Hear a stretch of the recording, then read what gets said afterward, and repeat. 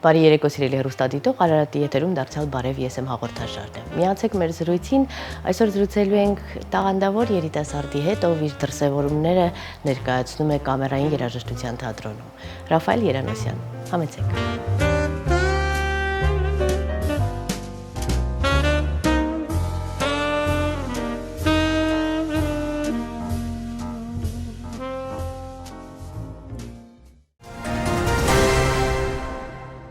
Բարի երեկո, շնորհակալ եմ հրավերն ընդունելու համար, հուսամ հետաքրքիր կլինեն ձեզ համար այս 40 րոպեները, սովորաբար զրույցս փորձում եմ սկսել մանկությունից, բայց ձեր դեպքում կուզեի հասկանալ, որքանով եք ձեզ համարում հաջողակ։ Բարև ձեզ, նախ շնորհակալություն հրավերի համար, հաջողակ եմ համարում ինձ հենց ծնված օրվանից, 1981 թվականի հուլիսի 25-ից, երբ որ ես լույս աշխարհ եմ եկել, այդ օրվանից ես ինձ համարում եմ հաջողակ, որովհետև ունեցել եմ հրաշալի ծնողներ, ունեմ հրաշալի հայր, լավ մանկություն եմ ունեցել, լավ ընկերներ, լավ դաստիարակություն, ու մինչ այսօր էլ դեռ թու ամուր քայլերով գնում եմ առաջ, կարող եմ ինձ համարել հաջողակ անձնավորություն։ Իսկ այն փոքրիկ անհաջողությունները, որոնք թեպետ հիմնականում ավելի ամրացնում են մարդուն, ավելի, եթե կա իհարկե նախադրյալը, անպայման ամրացնում են եւ սերը հանդեպ մասնագիտության կամ այն ուղղության, որը ընտրել է տվյալ երիտասարդը, անպայման մեծացնում են։ Խոսքը վերաբերում է Թատերական ինստիտուտին, որտեղ փորձեցիք ընդունվել, բայց այնուամենայնիվ չստացվեց։ Երբևէ դա համարել եք ձեր կյանքի անհաջողություն եւ մի փուլ, որը կարող էր տալ հնարավորություն ավելի արագընթաց զարգացման կամ ավելի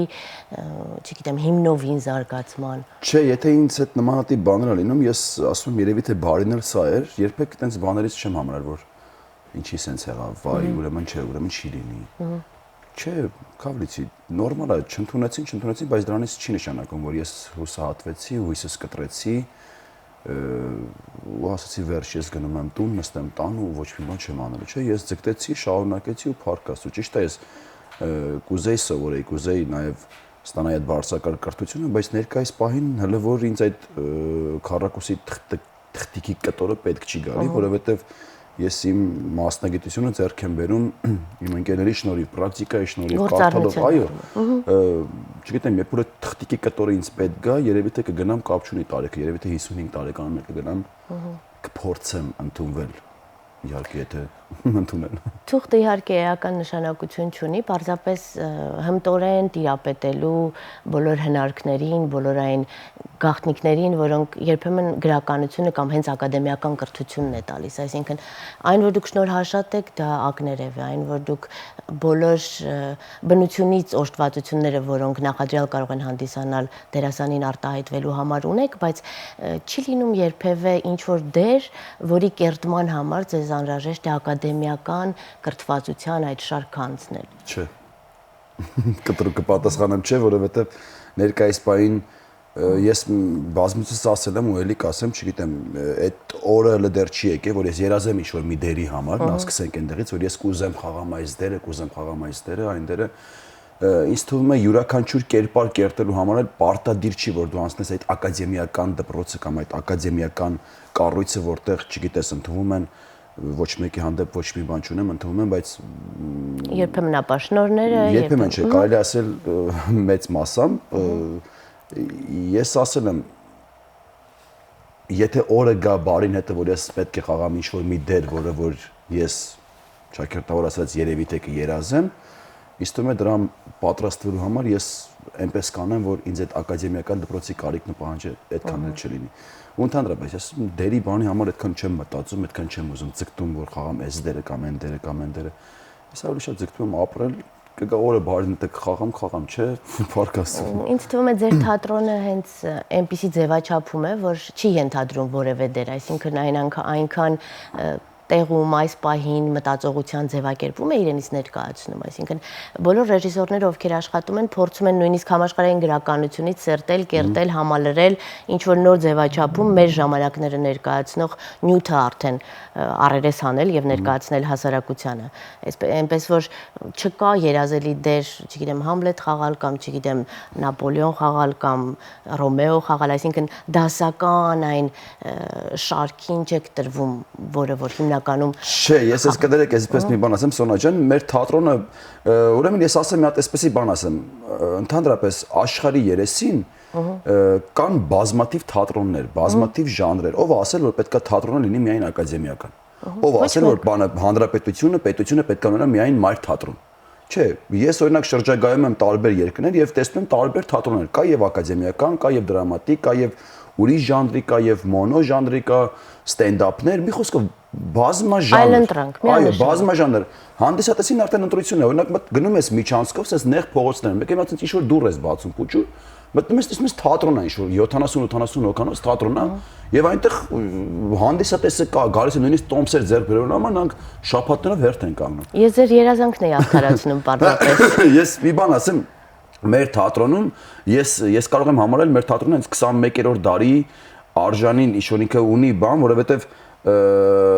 կենթանի խոսք, կենթանի շփում, որովհետեւ այսօր մի տեսակ արդեն ժամանակը գնում է առաջ եւ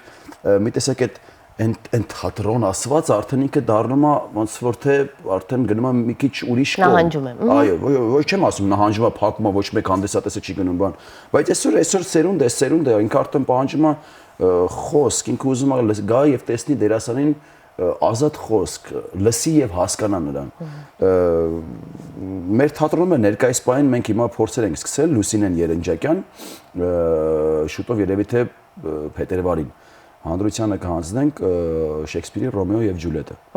Դե արդեն ոչ թե կամերային թատրոն ներկայացնում է իր ոճի մեջ, մի փոքր շեղվել է Լուսինեն, բայց ինձ թվում է հետաքրքիր գործ է լինելու ու Աստված առաջ տեսնենք գլեին։ Պաստորեն խոսքից հենց ընդառաջ ստացվեց ձեր ներկայացումը Ռոմեո եւ Ջուլիետին անդրադառ, բայց դարձյալ յուրովի դրա մասին էի խոսում։ Ձեր թատրոնը տալիս է հնարավորություն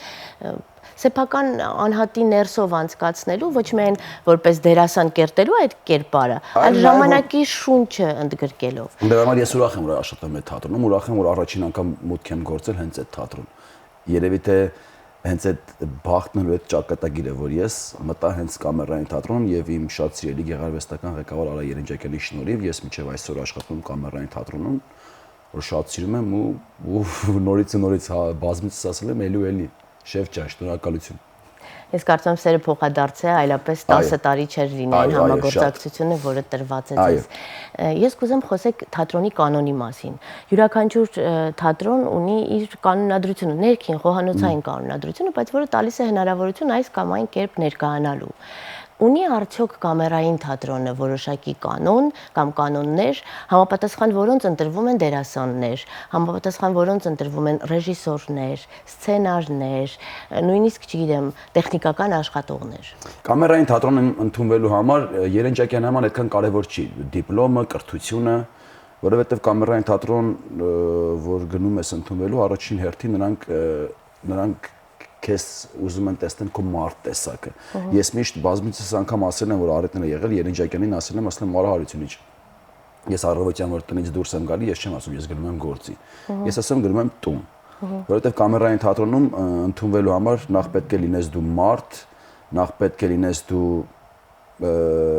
ոչ թե տաղանդավոր, այլ պետք է լինես կոլեկտիվի մեջ, որովհետև այդ թատրոնը ինքը այնց չի, որ ի սկզբանե այնց էլ չի եղել, որ դերասաններով են հավաքվել եւ ստեղծել։ Ամեն մեկը տարբեր մասնագիտությունների տեր մարդիկ են եղել, մեկը չգիտեմ պոլիտեխնիկ, մեկը բժշկական, մեկը այսցեվ ու ամեն մեկը մի մեղ խփելով։ Հա, ամեն մեկը մի մեղ խփելով ու այսօր էլ այդ նույն ադատները շարունակվում են ու կամերային թատրոն ընդունվելու համար Երնջակյան առաջին հերթին ուզում է տեսնել նրա թատրոնում մարդ։ Եթե դու տեսակով մարդ ես ու նորմալ մարդ ես, հասկացող մարդ ես, ու մի քիչ էլ գիժես, խենթ, ուրեմն դու կամերային թատրոնում հաստատ քո տեղը կգտնես։ Իսկ կամերային թատրոնը երբևէ բարդութավորել է ձեզ, թե ոչ, որովհետև որքան է լավ եւ ջերմ միջավայր է ստեղծվում անհատականության դրսևորման համար եւ հատկապես ձեզ նման վառ անհատականության, որովհետև էմոցիոնալ եւ պարային տվյալներ արտահայտված եւ ձայնային եւ հումորային որոշակի բարդութավորման ինչ որ փուլ եղել է ձեզ համար այդ թատրոնը։ Չէ, ես միջև այսօր էլ դեռ սիրում եմ կամերային թատրոնը այնպես, ինչպես որ սիրել եմ 10 տարի առաջ որ մուտք եմ գործել կամերային թատրոն ու սերս չի պակասել է թատրոնի հանդեպ, որովհետև այդ թատրոնում ես կայացել եմ, այդ թատրոնում ես արարում եմ, այդ թատրոնում հանդիսատեսը դեռ գալիս է որպեսզի տեսնի Ռաֆայել Յանոսյանին, ու ես չեմ կարող ինչ-որ բարդույթների առջև կանգնեմ, չէ, ես հակառակը ժամանակ առ ժամանակ ասում եմ ինչքան կարակ շատ ներկայացում դրեք, ես ուզում եմ շատ զբաղվածնեմ, քանի որ հիմա դեռ էներգիաս տեղն է ու ես երիտասարդ եմ, ես կարողանում եմ դեռ բեմում 2 ժամ թռվռալ, երգեր ապրել, ասել, խոսել հանդիսատեսի հետ, ես չեմ ուզում որ դա մի օր պակասի, ես ուզում եմ դա ամեն օր ու ես ամեն օր կամերային թատրոնում խաղում եմ ներկայացում ու շատ եմ սիրում թատրոնը։ Դա աստված որպեսզի այդ էներգիան փոխադարձ լինի եւ այդ Շատ խմորումն ու պերպետում մոբիլեն, այսպես ասած, անդադար շարժումը երբևէ չկանգնի։ Հանդիսականից խոսեցիք, շատ կարևոր է թե ինչպիսի հանդիսական է գալիս եւ ինչպիսի համագործակցության մեջ է մտնում դերասանի, ռեժիսորի, որքանով է հավատում այն աշխատանքին, որը ներկայացվում է։ Ինչպիսին է ըստ ձեզ հենց կամերայինի հանդիսականը, որովհետեւ այդտեղ պետք է մի փոքր այլ զգացողություն ունենալ, թե յուրաքանչյուր հանդիսական, ով կարող է դրամատիկ գնալ թատրոն կամ Սունդուկյանի անվան թատրոն կամ մյուս թատրոն, կարող է նույն բավարարվածությունն ու նույն գոհունակությունը ստանալ նաև կամերային թատրոնից։ Ես այսպես ասեմ, Սոնա ջան, հանդիսատեսի պատկաս թատրոններում ներկայիս պահին ես շատ ուրախ եմ, որ դրամատիկական թատրոնն ունի իր հանդիսատեսը, կամերային թատրոնը իր, Պարոնյանինը իր, Սունդուկյան թատրոնինը իր, ու առանց այդ մի բուր մարդ են մնացել, նենց չեն կարող ասենք, որ սա մեր հանդիսատեսն է, սաղ են մերոնք են, բոլորն են մերոնք են, մի բուր այնք մնացել ու գալիս են փառք Աստծո, գալիս են ու իրանք, գիտեք ոնց, յուրաքանչյուր ներկայացում, որ նոր ծնվում է կամերային թատրոնում, ես ինչի՞ եմ ավելի շատ կամերային թատրոնից խոսում, որովհետև աշխատում եմ այնտեղ բնական է։ Յուրաքանչյուր ներկայացում, որ ծնվում է կամերային թատրոնում, չգիտես ոնց քաղաքում այնպեսի շուխուր անգնում է, այնպեսի բան, որ կամերային թատրոնում պրեմիերա կա։ Ու առաջի 2-3 տարին մենք կարելի ասել օրը մեջ խաղում ենք այդ ներկայացումը, ու հանդիսատեսը գալիս է, ու գալիս է շատ ժամանակներ եղել է, որ ես տեսել եմ, որ հանդիսատես կա, որ նույն հանդիսատեսը նույն ներկայացումը 2-3 անգամ նայել է։ Ոչ թե նրա համար, որ նա չի հասկանում, չէ, նրա համար, որ ինքը ցենց ուզում է էլ ավելի հագենա, էլ ավելի բավարարվի, էլ ավելի լսի, էլ ավելի ընկալի ու հասկանա։ Շփումը հանդիսատեսի հետ շատ ջերմ է, որովհետև մենք իրոք սիրում ենք մեր հանդիսատեսին ու հանդիսատեսն էլ սիրում է մեզ, դա փաստում է ներկայացումից հետո այն բուրըն ծափահարությունները, որոնք որ հնչում են դեպի դերասանները ու երբ որ բարձրանում ենք մենք արդեն վերև որ պետքա զգեստափոխվենք, դեռ ծափերը գնում է, շատ անգամ եղել այն ներկայացումներ, որ մենք խոնարհվել ենք, բարձրացել ենք վերև, մեկ էլ ծափերը չի դատել, երենջակեն ասել իջեք ժողովուրդ, իջեք նորից իջեք, ու մենք նորից խառնված են որ արագ ենք մեկը ասենց արդեն չգիտեմ կոշիկը հանած բան ակնելու բանի չենք, հանդիսատեսի այդ ծափը արելը։ Չեմ կարող ասեմ որ բախումներ լինում է, բացի դրական բախումներից ուրիշ ոչ մի բախում չի կարող լինի, որովհետև ես այսպես եմ կարծում դերասանի հենց գրավականը հենց իր հանդիսատեսն է։ Չէ, այդ նյութական այդ աշխատավարձի քիչ է բան ես կոմենքում, չէ, հենց քան այդ հանդիսատեսը գալիս է քեզ ուրախ աչքերով նայում է ու ասես բարձր ծափարում է, ուրեմն դու դեռ ունես։ Ես ինքս երաժիշտ եմ ու բարբերաբար բեմում լինելու դժվարություններին եւ այն բերկրանքին արժանանում եմ այսպես թե այնպես հանդիսավար լինելով, ներկայացնելով տարբեր երաժշտական միջոցառումներ եւ հիմնականում իմ հարթակը կամերային երաժշտության տունն է։ Դա էլ փոքրիկ տարածություն է եւ անմիջականորեն շփումը հանդիսականի հետ բավականին մեծ է։ Կան մարդիկ, ովքեր միշտ գալիս են բոլոր համերգներին եւ կան մարդիկ, ովքեր ունեն հատուկ, այսպես ասած, աուրա կոչվածը, որոնք որքան էլ որ դու սիրում ես այդ բեմը, որքան էլ դու սիրում ես այդ օրվա կատարողներին, իրենք ստեղծում են տրամադրվածություն, որը փոքր-ինչ քեզ խանգարում է առավել ազատ եւ առավել անկեղծ լինելու բեմում։ Այդ դուք որպես դերասան, որը ոչ թե տարածություն անգամ չկա հանդիսականի եւ դերասանի միջև ձեր թատրոնում, այնքան սերտաճած է եւ այնքան համալիր է այդ համագործակցությունը, որ չկա այդ օդը չկա, որը որ կարող է պաշտպանել ձեզ ինչ-որ չափով։ Ունեք այնպիսի հանդիսատես, այնպիսի մարդիկ, ովքեր լինելով դահլիճում միանշանակ հենց տեսնում եք, ասում եք այսօր չեմ կարողանալու այն ամբողջությամբ 100%-ով բացվել բեմում, ինչպես որ բացվում եմ։ Ես ասեմ, մի քիչ նույնիսկ հեռու է մեր բեմը հանդիսատեսից, ինձ որ մնա ես կմտնեմ հանդիսատեսի մեջ, որովհետև ես տենց մի տեսակ մի քիչ տենց խասյաթ ունեմ, բնական է լինում են հանդիսատես օրինակ լինում է, որ առաջի օրը որ գալիս է ու այդ բացասական էներգիան դու միանգամից ստանում ես ու չես կարողանում բեմում մի տեսակ sense ոչ թե կոմպլեքս է մտնում մեջ, այլ չեմ կարող դա բարերով ուղղակի բացատրել։ Ինչ ես զգում այդ պահին քեզ։ Բայց այդ նույն հանդիսատեսի համար դու փորձում ես խաղալ, որ թուլացի, դու եկել ես մի հատ այնպեսի տեղ, որ այստեղ, չգիտեմ, քո սպարտիվկեն ու բանը, քո ունքերը կիտած նստելը եղանակ չի փոխում։ Դու եկել ես մի հատ տեղ, որ պետքա թուլանաս։ Ու անընդհատ փորձում եմ ես ինքս տենց խաղով բանով իրան թուլացնել ու 2-3 ներկայացում հետո տեսնում եմ, որ ինքը արդեն իր անկերոջ հետ է եկել։ Որ գնացել է պատմել, ապրել եք գնանք, իրոք լավ տեղ է, բանես կմենք ու ուտենում ես, որ կամաց հետո Նրանց արինով որ հենց այդ նույն մարդը եղել են իրոք այդպեսի դեպքեր եղել այդ մարդը որ ինքը այտենց եկել է մենակ հետո եկել է ընկերոջ հետ հետո ընկերուհի են եկել ու իրանք դառել են կամերային թատրոնի այն ամենալավ ու ամենաջերմ հանդիսատեսը յուրաքանչյուր պրեմիերայի ժամանակ տեսնես իրանք առաջի շարքում էսպես նստած դա թվում է ինձ թվում է ճիշտ է բացասական էներգիա հաղորդողներ կան բնական է դու էլ լինելով դերասան միանգամից կամ ընկալում ես կամ չես ընկալում կամ ստանում ես այդ բացասական էներգիան բայց ես իմ պաշտպանողականը մի փոքր ես ավելի շատ ուժեղ եմ իմ այդ բացասական էներգիայից այտենց չեմ քաշում ու նեղում չէ աշխատում եմ այնպես անեմ որ թուլացնեմ որ ինքը իրոք հասկանա որ ինքը եկել է մի հատ տեղ որտեղ որ ամեն ինչ ներվում է հեքիաթ է եւ այդ հեքիաթին պետք է հավատալ եւ վերցնել ես քո համար բանը քո քուչեն չի սա մի հատ ուրիշ տեղ է իմիջիալից հեքիաթ ասեցի ունեք հեքիաթ որը ձեր ամենասիրելին է որտեվ հեքիաթը բնորոշվում է սովորաբար մարդու տեսակ վայ որ ասեմ այտենց ունեմ սիրած հեքիաթ սիրած գիրք սիրած ֆիլմ բան չէ չունեմ սենց ես միշտ ասել եմ այնց տխուր մարդ եմ ես իրականում սիրելի խաղ չունեմ Սիրելի ֆիլմ չկա, որ ասեմ, վայ, ես այս ֆիլմը շատ եմ սիրում, հեքիաթ կամ գիրք։ Սիրելի արտիստ ունեք բավական է, Մայքլ Ջեքսոնի նման մեծության։ Ջեքսոն դա գիտեք ոնց, Ջեքսոնը դա իմ համար չգիտեմ ինչ է։ Երևույթ է, տենց բան, միջև այսօր էլ որ ես տենց ամեն անգամ բեմ դուրս գալուց ես պետք է մի հատ լսեմ Ջեքսոն, որովհետև ինձ էներգիա է տալի, իրոք այդ անձնավորությունը ինձ էներգիա է տալի, ես ամեն անգամ ասում տնած կգա մի օր, որ ես լինեմ իրապես տենց ամբողջ աշխարհում, միջև այսօր այդ երազանքի մոտ դեռ բան չէ, ես ամեն անգամ հələ հույս ունեմ, որ ես պետքա դառնամ այդ ձև։ Բայց որ ասեմ ինչ-որ սիրած ֆիլմ, սիրած գիրք, սիրած հեքիաթ, հեքիաթի հերոս, սիրած դերասան կամ դերասանուհի չունեմ այտենց որ անհետաքրքիր մարդ եմ, որ ասեմ մեկ-մեկ երեխաներն հավաքում են գնանք մաֆիա խաղալու, գնանք, չգիտեմ, ինչ-որ միտեղ, ինչ-որ մի խաղ խաղալու։ Չեմ սիրում, ասում եմ, ինչ գնանք խաղանք, ինչ մաֆիա, ինչ բան, դա տեղը ավելավը տնական արախ վերցնենք, գնանք, նստենք, ասենք, խոսանք, խմենք, ուրախանանք, այդ խաղն էլ խաղանք, բայց այտենց մեկ-մեկ այդ խաղի ընթացքում այնպես լուրջ են մոտենում այդ խաղին, ես այդ խաղը հիասթափում եմ, պետք է խաղ մի բան անունը խաղա, պետք չէ այդքան լուրջ մոտենել այդ խաղին։ Թուլացեք, ուղղակի ժամանակը անցկացրեք, թեթևացեք, կտրվեք, ելի գնացեք տուն։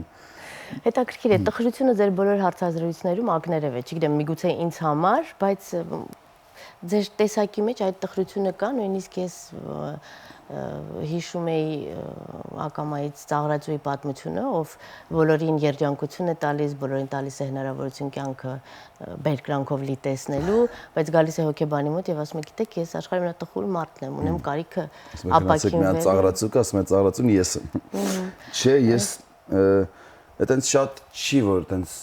շատ տրագիզմի հասնի։ Տրագիզմի հասնի, ես նստեմ տուն, ասես փակվեմ, նստեմ արտասվեմ բան։ Չէ, դա բնական է, ես էլ եմ մսից ու ալունից, ես էլ եմ տխրում, ես էլ ունեմ իմ ապրումները, իմ հիշողությունները, օրինակ բուրըն օրվանից հետո, երբ որ նկարահանում, թատրոն, փորձ, հետո շատ անգամներ լինում է, որ գնում ես տուն ու Ոնց ոչ մի բան չկա։ Դատարկություն ու ասում ես, հա, վերջ է սա ամեն օր նույնն է, էլի։ Բայց հետո հասկանում ես, որ հա, բայց դրա մեջ շատ լավ բան կա։ Ամբողջ օրը դու հագեցած, օրդ հրաշալի, դու ունես սիրված մասնագիտություն, ընկերներ։ Ես համամիտ եմ, բայց հուշեմ ձեզ, որ հեքիաթները այնքան են օգնում։ Թեպետ չունեք սիրված հեքիաթ, բայց ամեն դեպքում օրինակ մեր հեքիաթներ, չգիտեմ, տենց երբ որ փոքր էի, տենց Անդերսոնի հեքիաթներից տենց ուզում էի տենց ինչ որ մի հատ բան, տենց այն որ հեքիաթներ լիներ, բան, բայց հետո որ մեծացա հասկացա, որ դրանք ուղղակի հեքիաթներն եմ, ասես լավ խոսք է, չէ՞, մեծ մարդս էլ հեքիաթների է հավատում։ Բայց ես ասեմ, որ որքան մեծանում ես, այդքան հեքիաթները ավելի ուսուցողական են լինում։ Հələ այդքան չեմ մեծացել։ Հələ այդքան չեմ մեծացել, այն մեջտեղում եմ ես։ Համբերատար սպասում եմ, կգա օրը բարին հետը, երևի այդ կհավատամ այդ հեքիաթներն ու այդ հեքիաթի հերոսներին ու երևի թե կյանքս կփոխվի, չնայած որ ես իմ կյանքից դժգոհ չեմ, շատ լավ է, նորմալ է։ Սովորաբար ձեր խոսքում հումորը միշտ անպակաս է, ձեր դրսևորումներում այդ կատակները անպակաս են, ինքնահեգնանք ձեր մեջ կա թե ոչ։ Կարող եք ինքներդ ձեզ ծաղրել, թե դա ձեզ համար փակ տիրույթ է եւ սեփական անձին ծաղրելը։ Չէ, ես այդպես բան չունեմ, որ շատ անգամներ լինում է, ես ունեմ մի հատ վատ խասյաթ ունեմ, երբ որ ես սկսում եմ բացվել, ես այդ ստոպ ասվածը չգիտեմ երբ է, որ ասեմ վերջ, ստոպ։ Չեմ կարող, ես պետք է այնքան բացվեմ։ Ինչեւ դուրս գա ամբողջությամբ ձեր միջից։ Ու շատ անգամներ լինում է, որ ես ինքս ինձ եմ ձեռ առնում։ Ու իմ ընկերները երևի թե կփաստեն, ովքեր որ այս բանին տեսնում են, ես ինքս ինձ եմ ձեռ առնում։ Այնպես եմ անում, որ եթե մարդիկ կան մեր կոլեկտիվը նոր են եկել եւ ինձ չեն ճանաչում, իսկ ես սիրում եմ մի անգամ ես Երևան այդ եթե նոր անծանոթ մարդ եմ տեսել, անծանոթ հանդիսատես կա արդեն ինձ համար, ես սկսում եմ ինձանով, sense դուրս եմ գալու, ասում նայ, ես ինձ էլ ասեցի, բայց ես զգուշեղի սա քեզ էլ եմ ասել, բան, ու sense չունեմ այդ բարդույթը, որ կամ այդ խնդիրը, որ ես իմ եսը պահեմ ու ինձ sense մեծ արեմ ու դիմացինին Ուղղակի ինձ թվում է, որ իրական հումորի դրսևորումը սկսվում է հենց ինքնահեգնանքից։ Եթե կա ինքնահեգնանք, ուրեմն դա հումոր է։ Եթե չէ, ես այտենց ինչ անում եմ, որ ասում եմ չերես սիբա։ Ես ինձանից դուրս գալով եմ անում այդ ամեն ինչը, որ հանկարծ դիմացինից չնեղացնեմ։ Ու չնայած չեմ էլ սիրում շատ այտենց վատ հումորներ անել։ Հումորս ճիշտ է, գծեր ունի, բայց այտենց մեկ-մեկ վատ հումորներ եմ անում։ Կներեք։ Ոչինչ, կարծում եմ բոլորս էլ ունենք թերություններ, դրանք շտկելի են եւ դա իմ առավելություն է, այդ վատ հումոր անելը դա իմ առավելություն։ Լավ, այդ դեպքում առավելություններին էլ պետք է երբեմն տեղ հատկացնենք, նշենք, եթե շատ է լինում, մի փոքր անտեսենք։ Ես կուզեմ հասկանալ, ով է այն մարդը, ով քնություն է բռնում ձեզ համար, այսինքն երբ դեր եք կերտում, երբ նոր, չգիտեմ, սցենարի եք ծանոթանում ֆիլմի կամ նոր հաղորդման մեկնարկ պետք է տրվի եւ ով է այն մարդը, ում կարծիքին, ում խոսքին հավատում եք, ում արժեվ առաջինը ներկայացնում եք ձեր ներկայիս կերտվող կերպարը։ Կա արդյոք նման մարդ։ Հայելին է։ Չէ, այտենց ինչ որ մեկը չկա, որ ես իր հետ նստեմ, բան, այդ ես նստում եւ կիսվում եմ իմ ընկերների հետ թատրոնում։ Որովհետեւ ու այդ ոչ միայն ես, այլ յուրաքանչյուրը մեր թատրոնում, ես նորից եմ կրկնում, թատրոնում մեր ընտանիք է ու մենք այտենց ընկերներ ենք, մեկս մյուսով, մեկս մյուսին օգնելով ու յուրաքանչյուր նոր բան եթե ծնվում է կապ չունի թատրոնում, թատրոնից դուրս մենք փորձում ենք այնպես անենք, որ մեկս մյուսին օգնենք։ Օրինակ ներկայիս պահին շատ դերասան ու դերասանուհիներ զբաղված են ինչ-որ տեղեր նկարահանվում են բան, բայց նրանք այդ նույն կերպարը, նույն այդ չիտկա ասվածը, որ պետքա գան, նրանք անում են թատրոնում, մեկը օգնում է, մյուսը օգնում է, ասում է սենց կանես։ Երևի թե իմ ընկերներն են դա, որ ասեմ ինչ-որ գնում եմ տուն, ծնողներիս հետ եմ կիսվում կամ հարևաններիս հետ եմ կիսվում, չէ։ Ես այդ ամեն ինչը ոչ միայն դերի հետ կապված, յուրաքանչյուր բան, որ ես իմ կյանքում նոր անում եմ ու պետք է անեմ, ես սիրում եմ անեմ, պատրաստ լինի ու հրամցնեմ ծնողներիս, ընկերներիս, հարևաններիս, բայց թերի տարբերակը չեք ներկայացնում, ավարտուն։ Հա, ես այտենց ընկերներիս հետ ավելի շատ եթերից հետո կարող է եւ ընկերս ասի, «Ռավ, գիտես, սենց բան պետք է անես, ոնց որ սենց մի հատ բան է պակասում, եթե նորմալ է ես հասկանում եմ ու տեսնում եմ, որ հա, ճիշտ է, որովհետեւ կողքի աչքը ավելի շուտ է նկատում թերությունը, ասում եմ, օքեյ, պրոբլեմ չկա, հաջորդին աշխատում եմ դա լրացնել ու Անդադ շեշտում եք, որ թատրոնը ընտանիք է եւ դա իսկապես զգացվում է բեմում եւ այն սերը, որը տարածքում շրջում է եւ այն սերը, որով դուք խոսում եք յուրաքանչյուրդ մեկը մյուսի մասին, հուշում եւ ապացուցում է այդ փաստը։ Ձևական բաներ ենք անում, այդքան իհարկե չենք սիրում։ Կուլիսների ետևում եմ տեսել, այնպես որ հասկանալի է, որ այդ սերը կա։ Բայց ամեն դեպքում, քանի որ ընտանիք է, յուրաքանչյուրն ունի իր առաքելությունը, չէ՞։ Նորմալ ընտանիքներում էլ է այդպես։ Ամեն մեկը ինչ որ առաքելություն ունի։ Մեկը հաշտարարն է, մյուսը, չգիտեմ, բաժանարարն է, մյուսը, չգիտեմ։ Ես կռվարարն եմ։ Կռվարարը դուք եք։ Այո, ես մեր թատրոնի կռվարարն եմ, ես մեր թատրոնի Հիմա կատակում եք, թե անկեղծությամբ եք ասում։ Չէ, ես այսպես մի բան ասեմ, նայած չստացի որ ես ինձ հեսա մեծարում եմ ու սկսում եմ իմ մասին խոսել դա կփաստեն երևի այն մարդիկ ովքեր որ ճանաչում են ինձ ու կասեն որ հա իրոք այդպես է ես աշխատում եմ շատ կոնֆլիկտներ ու բան չստեղծել յուրաքանչյուր տեղ աշխատում եմ այդ ամենը չանցնի շատ հարթ պոզիտիվ թեթև չեմ սիրում որ ինչ-որ մի հատ թեմայի մեջ սկսում են խորանալ մեկ էլ զգում ես որ վերջում սա դառնալու է պատերազմ փորձում եմ այնպես անեմ որ լավ վերջ այն որ հումորով բանով մտնես արանքում խառնես դզես թեման փոխես ժպիտ 11-ը մեկին ես ավելի այդ կողմից էներգիան եմ որ հավաքվենք գնանք նստենք չգիտեմ խմենք ուտենք քեֆ անենք ապարենք երևի թե այդ կազմակերպողն եմ ես որովհետև ամեն օր մեր թատրոնում Դուշա կամպանիա է, այսպես ասած։ Անկեղծ եմ ասում, մենք ամեն օր հավաքվում ենք։ Կապ չունի որտեղ, բայց մենք ամեն օր հավաքվում ենք։ Ու վատն է նա, որ մենք իրարից չենք հոգնում։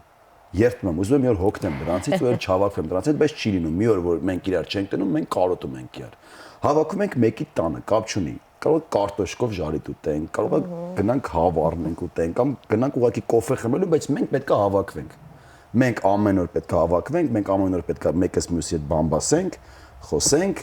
ասենք, խնդանք, ուրախանանք ու կապ չունի որ առավոտ փորձի ենք ժամը 1-ին, մենք աղա միջով ժամը 12-ը նստենք։ Առավոտ ժամը 1-ին։ Դե մեր առավոտը 1-ից է սկսում։ Ու տենց։ Եկեք անդրադառնանք ներկայացումներին եւ ունեք ներկայացումներ, որոնք քաղաքացիական մտքերի, քաղաքական վայրի վերումների, այսպես ասած, դրսևորումներն են, այսինքն բոլոր այն քաղաքացուն հուզող խնդիրները, որոնք կարող են այսօր ակներև լինել եւ անհանգստացնել, բարձրացնում եք բեմ եւ բոլոր կողմերով ներկայացնում։ Եվ ունեք ներկայացումներ, որոնք ստեղծարարական են, որոնք, չգիտեմ, ռոմանտիկ են, էմոցիոնալ են, ներկայացնում են այս կամ այն մարդու ճակատագիրը։ Ձեզ համար առավել կարևոր են այն ներկայացումները, որոնք քաղաքացիական դիրքորոշում են ձևակերպում եւ տալիս են հնարավորություն նաեւ որպես քաղաքացի արտահայտվելու, թե որպես արվեստի ներկայացուցիչ առավելապես հարմարավետ եք ձեզ զգում ներկայացումներում, որոնք տալիս են հնարավորություն պարզապես արտիստին դրսևորվելու իր բոլոր գույներով։ Երկուսն էլ ուզում եմ։ Էն էլ, որովհետև ժամանակ առ ժամանակ ունենք ներկայացում կամերային թատրոնում, որը կոչվում է Ամնեզիա, որտեղ զբաղված ենք ես եւ Լուիզա Ներսիսյան, այնտեղ դու կերտում ես մի հատ կերպար, տղամարդու կերպար, որը որ ինքը փորձում է բացահայտել իր կնոջը, մարմնավորում ես կերպար, մի տղամարդու կերպար, որը որի փորձում է բացահայտել կնոջը, բացել, խաբելու միջոցով, ստի միջոցով փորձում է տեսնել կինը իրանից ինչ է ուզում։ Ժամանակ առ ժամանակ երբ որ կամերային թատրոնում խաղում ենք, չգիտեմ, Սիրո խոստովանություն, Իզեն, Ալբանիա պլյուս, կառավարական համերգ, գալիս է մի հատ բան, որ ասում Լուսինեին, ասեմ Լուսինե ջան, ամնեզիա էլ կդնես, որովհետև զգում եմ, որ պակասել է միջսս ինչ-որ բան, որովհետև անընդհատ չես կարող խոսել, ասել նույն այդ քաղաքացիական բաների մասին խոսել, որպես դերասան ուզում ես դու էլ ինչ-որ մի բան կերտես, ինչ-որ մի բան,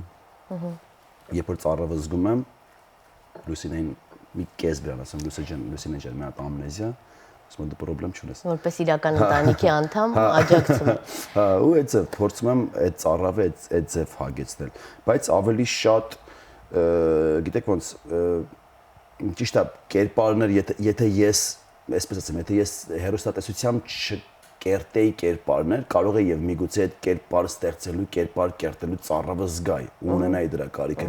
բայց այսօր որ հեռուստատեսությամբ շատ կերպարներ եմ կերտել ու ինչ-որ միջոցառումների ժամանակ դեռ տենց այդ կերպարները ինձ հետ գալիս են ու ես տենց ժամանակ առ ժամանակ նրանց հետ ապրում եմ բան, իսկ թվում է դեռ այդ կերպար կերտելու կամ այդ ինչ-որ գնալ դեպի այդ կերպարը բան ու կերպարի միջոցով ինչ-որ բան ասել, դրա ծառավը դեռ չունեմ։ Ավելի շատ այդ խոսքի կարիքն ունեմ ու գիտեք մի այսպես հետաքրքիր բան կա, հանդիսատեսին էլ է դա շատ դուր գալի, օրինակ երեք ներկայացման, Իզեն ներկայացման ժամանակ այն որ մի հատ բան ես ասում ու հանդիսատեսն էլ գիտի որ հա դա այդպես է։ Ու ինքը գիտի որ այդպես է, ինքը այդ անում է ու դրա համար ինքը ծափահարում է։ Որ հա էլի ճիշտ ես ասում, բայց ինքը ծափահարում է։ Իսկ թվում է մենք հայերս ունենք դրա կարիքն ու պահանջը, որ մենք ուզում ենք լսենք դրա մասին։ Կարող է եւ լսենք ու մի օր չանենք էլ այդ, բայց մենք հələ սիրում ենք լսել ու մեր արած սխալների համար մենք ծափարել, որ հա, մենք սենց սխալ ենք անում, բայց մենք ինքներս մեզ ծաղրում ենք եւ դա ծուռ հայելանման պատկերի պես բավարարում ենք։ Թատրոնը հենց այդ կա, այդ հայելիները հենց խորհրդանշում են։ Այո։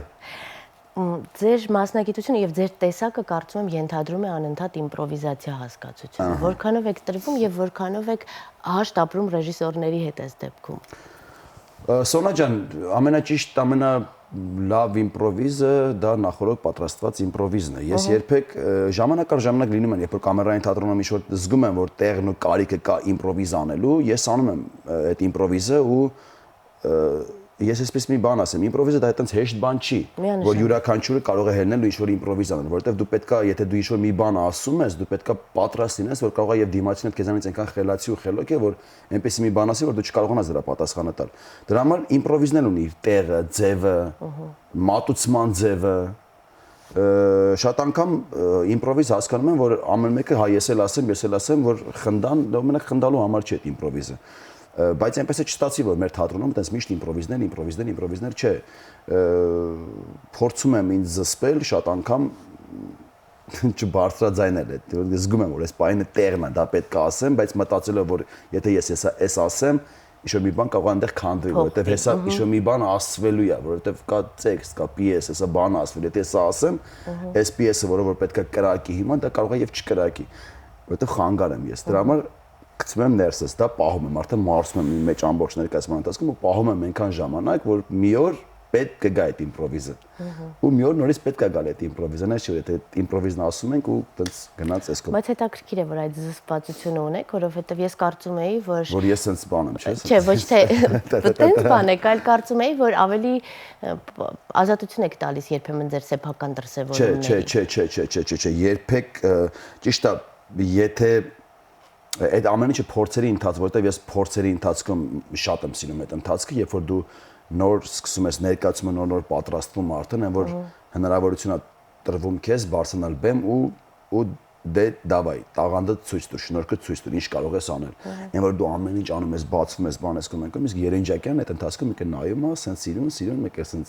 այս կողմից էսա կտրում, այս կողմից էս սենց հավաքում է ու ասում է էս լավ է, սրանից ավել էլ չանես։ Ու ես փորձերի ընթացքում արդեն սովորում եմ, որ հասկանամ, որ վсё, էսա, վերջը։ Բայց այն կտրաստները, որ գցում են կողմ, բան, դրանք հավաքում եմ, որտեղ մի օր նորից կարող է պետք գա։ Ճիշտ է, ես որ սկսեմ բացվել, տենց կբացվեմ, սոս կգնամ, չգիտեմ որ կգնամ, դա երևի թե ինձ այդ ներքին այդ բանն է, էլի, որ չեմ հագենում։ Երթվում եմ, չեմ հագենում։ Ես ներկայացումից հետո կարող բեմ դուրս գամ, նորից ուզենամ ներկայացում խաղամ, որովհետև էներգիաս ինձ ուտում է, ես չեմ կարող մեկ ինձ կառավարել։ Բայց ներկայացումների ընթացքում կամ նկարահանման ընթացքում բան աշխատում եմ շատ տենց այդ ամեն ինչը ավելի շատ անում եմ փորձերի ընթացքում, երբ որ նոր ծնվում է ներկայացում։ Այո, իսկ դրանից հետո աշխատում եմ շատ չանեմ, որովհետև մի խոսք Ձեր հարցազրույցներից հաճախ հասկանալի է դառնում, որ քննադատությանը դեմ եք, այդքան էլ չեք ընդունում, ոչ թե քննադատությանը, այլ քննադատության այն ձևաչափին, որը տարածված է մեզանում։ Ինքնակննադատ եք արդյոք։ Ինձ քննադատությունը առավելապես հետաքրքիր չէ այս պահին, ինչպես կգնահատեք։ Ինքնակննադատություն ունեք թե ոչ, եւ արդյոք կա մի աշխատանք կամ կա մի տիրույթ, որտեղ դրսևորվել եք եւ համարում եք, որ սա չպետք է լիներ իմ կենսագրության մեջ։ Չէ, երբեք այդպես բաների չեմ արել, որ սա իմ կենսագրության մեջ չպետք է լիներ, ես այս բանը պետք է չանեի։ Չէ, ես յուրաքանչյուր բան էլ ինչ որ որպես աշխատանքային դրսևորում։ Աշխատանքային դրսևորման մասին է խոսքը, ես ինչ էլ որ արել եմ, ինչ էլ որ անում եմ, ես գտնում եմ, որ այդ բանին դա պետք է, կա դրա ծառավն ու կարիքն ու պահանջը ու ես դա անում եմ։ Ու շատ լավ է, որ անում եմ ես, եթե ես չանեի, կաներ մեկ ուրիշը։ Իսկ մեկ ուրիշը կաներ հաստատ ինձանից ավելի վատ։ Շատ ակնհայտ երևաց ձեր ինքնակննադատությունը։ Չեմ քննադատում ինձ։ Երբեք չեմ քննադատել ինձ, որովհետև ինչի համար քննադատեմ ինձ։ Եթե ես անում եմ մի բանը լավ, եթե ես անում եմ մի բանը անկեղծ ու անում եմ ի սրտե, ինչի քննադատեմ ինձ։ Որ հաջորդ անգամ լինի ավելի լավ։ Դե ավելի լավը կլինի։ Ես վստահ եմ, որ ավելի լավը կլինի։ Որովհետև ես էլ այն չեմ ինչ որ ես էլ բաներ կա որ պահում եմ նեղորվան էլի ասես կուտակել հավաքել եք միանշանակ կներեք չեմ քննադատում ինձ Սոնա ջան երբեք չեմ քննադատել ինձ ու աշխատում եմ ոչ միայն ինձ այլ դիմացինից էլ չքննադատել երբեք, որովհետև պետք է բացատրես ուղակի։ Ինքդ քո մեջ նստես, հասկանաս ու նույնն էլ փորձես բացատրել դիմացինին, որ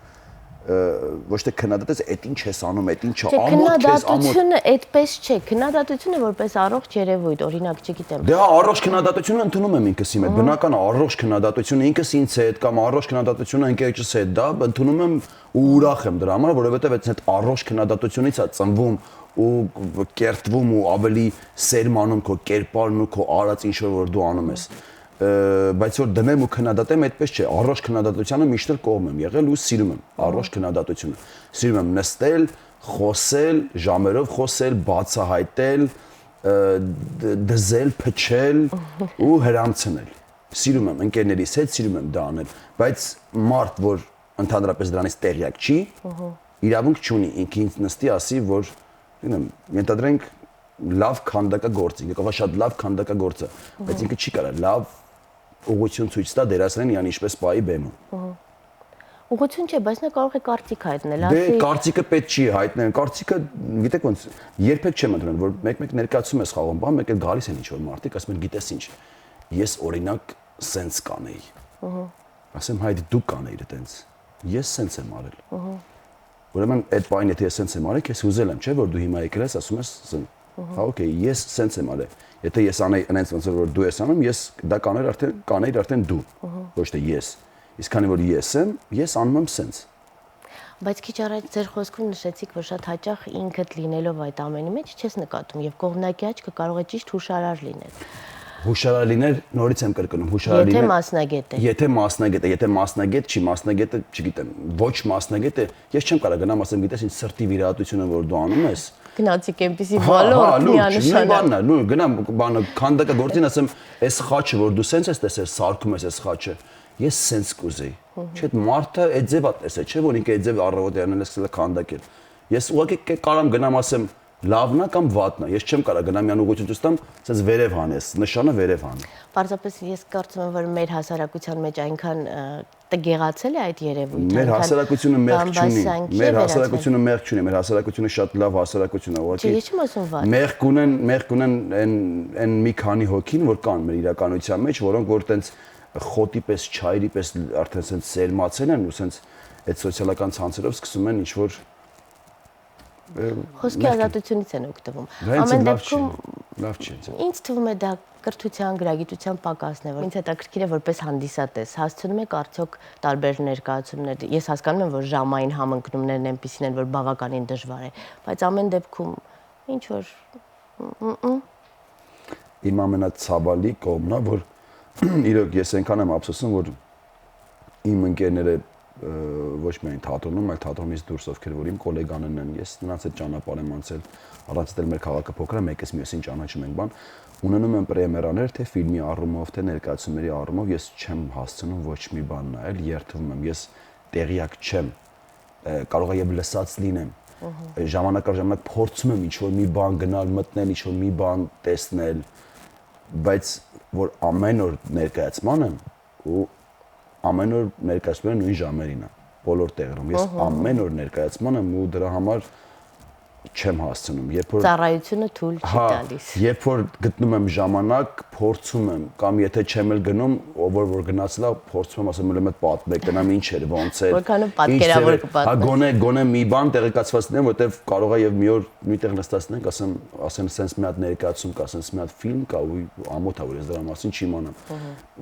Սենց եմ փորձում։ Ֆիլմերի հարցը լուծելի է, եթե մինչև մեկը, մինչև փորձի գնալը հասցնեք։ Չէ, եթե ինձ չեն հրավիրում ֆիլմերին, ես չեմ նայում։ Կտրականապես այդ ֆիլմը, եթե ինձ չեն հրավիրում պրեմիերանին, ես այդ ֆիլմերը չեմ նայում։ Հետաքրքիր մոտեցում է։ Հա, չեմ նայում։ Շատ հետաքրքիր կերպար եք, բավականին հետաքրքիր անկյուններից ինձ համար բացահայտեցի ձեզ։ Եկանք մոտեցանք հաղորդման ավարտին եւ Ափսոս։ Եվ ունենք վերջնահարց, բայց ոչինչ, դա այնքան շքերի հարց է, միանշանակ, երբ ընտանիք կազմեք, կգաք ընտանիքով եւ արդեն կխոսենք այլ հարցերից, թե ինչպիսին եք դուք ընտանիքում։ Ես եմ ասելով ինչ եք հասկանում։ Ես եմ հասկանում եմ հայ տղա, հայ տղամարդ, թասիբով տղամարդ, թասիբով ընկեր, հավաքող, միշտ մեջքներին կանգնած, նվիրված, հոգատար, մի բոլոր այն կետերը, որ բնորոշ է հայ տղամարդուն։ Մասնագիտությունը մի կողմ դրած, որը որ բնորոշ է հայ տղամարդուն, ես եմ ասելով հասկանում եմ ես հենց դա, որովհետև ես իրոք շատ եմ սիրում իմ ընկերներին, շատ եմ սիրում իմ հարազատներին, իմ հայ տեսակը շատ եմ սիրում, հայերինի համար գժվում եմ, երդվում եմ։ Աշխարհի ամենալավ ազգն է, ամենալավ ազգն է։ Ու ես հպարտ եմ ու ուրախ, որ ես ծնվել եմ Հայաստանի Հանրապետությունում ու արարում եմ Հայաստանի Հանրապետությունում ու ստեղից չեմ գնալու երբեք, որովհետև ես շատ եմ սիրում իմ հողն ու ջուրը։ Ու այդ ասում եմ հենց ես։ Անչափ շնորհակալ եմ, նմանօրինակ պատասխան չէի ստացել, չէի էլ պատկերացնում, որ կարող եմ ստանալ, դա Աստված որպեսզի ձեզ նման կուռ հավատով, ամուր ոտքերի վրա կանգնած եւ տղամարդկային դրսեւորումներով տղամարդիկ էլ ավելի շատանան, դրանից մեր երկիրը կամրանա, դրանից մեր կանայք կլինեն ավելի փխրուն եւ կանացի եւ յուրաքանչյուրն իր արժանիքն ու արժեքն ու տեղը կգտնի ներդաշնակ ապրելու ակնկալիքով։ Անչափ շնորհակալ եմ։ Շնորհակալություն քեզ, Սոնա ջան, որ դու այս րոպեները տենց շատ չհամարեցիր ու փորձեցիր մի փոքր կիսվես ինձ հետ, թող քո հաղորդումն էլ միշտ լինի անխափան, կանանչ եթեր, կանաչ ճանապարհ ու միշտ հյուրերի դիջպտա, որտեղ դա քեզ շատ ասած։ Շնորհակալ եմ։ Հարգելի հեռուստադիտող, շնորհակալ եմ նաև ձեզ, վստահ եմ հետաքրքիր էր ձեզ համար այս 40 րոպեն, բացահայտեցիք ձեզ համար մի նոր Ռաֆայելի տեսակ եւ վստահ եմ, որ շատերը հոգու խորքում ասացիք, որ որքան լավ է, որ ունենք այսքան ազնիվ արտահայտումներով երիտասարդներ, ովքեր չեն ամաչում իրենց տեսակից, իրենց դրսևորումներից, իրենց էմոցիաներից, իրենց խառնվածքից, իրենց ծագումից եւ արմատներից։ Հանդիպելու ենք վաղը 18:55-ին կրկին ասելու։ Բարև, ես եմ։